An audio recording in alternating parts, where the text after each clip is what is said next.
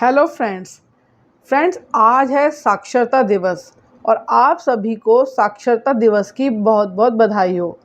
किसी का साक्षर होना मतलब कि पढ़ने और लिखने में समर्थ होना, और इसका उल्टा निरक्षर मतलब कि बिल्कुल भी अक्षर का ज्ञान ना होना, अपना नाम तक ना लिख पाना।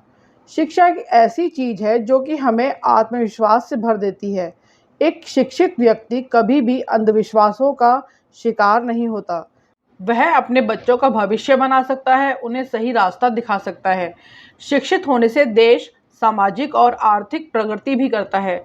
एक शिक्षित व्यक्ति ही अपने देश के लिए सही नेता का चुनाव कर पाता है, क्योंकि कुछ नेता तो अपने पूरे कार्यकाल में कोई काम नहीं करते हैं, लेकिन जब चुनावों का वक्त आता है तो वे लोग कुछ चीज़ें बांटकर या उनका लोभ देकर वोट पाना चाहते हैं। ऐसे में एक निरक्षर व्यक्ति समझ नहीं पाता कि वे उन्हें कुछ पैसे की चीज़ देकर उनका कितना बड़ा नुकसान कर रहे होते हैं। इसलिए नेता का चुनाव करने के लिए शिक्षित होना बहुत ही ज़रूरी है। निरक्षर व्यक्ति को तो कोई भी बेवकूफ़ बना सकता है। व्यक्ति अगर पढ़ा लिखा होता है तो वह देश के किसी भी कोने में जा सकता है, अपने बहुत से काम जैसे कि बैंक, हॉस्पिटल वगैरह के काम कर सकता है, वरना तो आपको हमेशा दूसरों पर ही डिपेंड रहना पड़ेगा।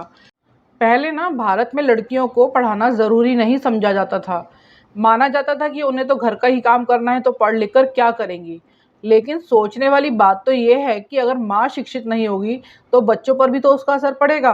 बच्चों का आधा दिन स्कूल में और आधा दिन घर पर बीतता है। ऐसे में माँ शिक्षित होगी तो बच्चों को एक अच्छा माहौल मिलेगा और बच्चों का भविष्य उज्जवल होगा। कई बार ना लड़कियों को शादी के बाद अच्छा ससुराल नहीं मिलता, या उनका जीवन एक कैद की तरह होता है और हर वक्त पति और ससुराल वालों के इशारों पर उनको नाचना पड़ता है और उनकी कोई कदर नहीं की जाती। उनके पास कोई रास्ता नहीं होता कि वह क्या करें, क्योंकि वह घर और अपने खर्चों के लिए पति पर निर्भर करती हैं। लेकिन शिक्षित होने से वह अपनी जीविका खुद चला सकती हैं, अपना जीवन निर्वाह कर सकती हैं।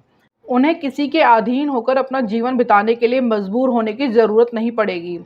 फ्रेंड्स, ये एक अच्छी बात है कि भारत में अब महिलाओं की स्थिति पढ़ाई के मामले में अच्छी होती जा रही है। फ्रेंड्स, मैं ये कहना चाहती हूँ कि हो सके तो कोशिश करके कभी किसी निरक्षर व्यक्ति को पढ़ाने का प्रयास करें। जैसे कि हमारे घर में काम वाली आती है तो उसे पढ़ाया जा सकता है, या सड़क पर काम वालियों के बच्चे बेकार घूम रहे होते हैं तो उन्हें पढ़ाने के लिए कुछ टाइम दिया जा सकता है। सच में ये सब करके ना मन को बड़ी ही संतुष्टि मिलती है। और पता है, शिक्षा ही एक ऐसी चीज़ है जो कि बांटने से बढ़ती है। अगर हम किसी अनपढ़ व्यक्ति को पढ़ना लिखना सिखा देते हैं तो उसमें भी विचारों का विकास होने लगता है।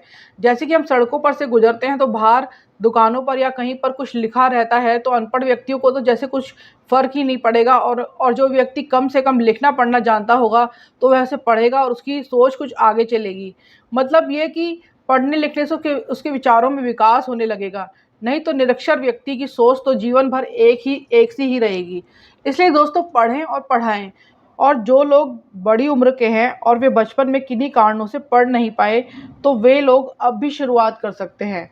इसमें किसी को शर्माना नहीं चाहिए कि हमारी तो उम्र ही निकल गई, और ये सोचकर शर्म नहीं करनी चाहिए कि लोग क्या कहेंगे। आप कोई अच्छी चीज़ करने जा रहे हैं, ना कि किसी का कोई हक मारने जा रहे हैं।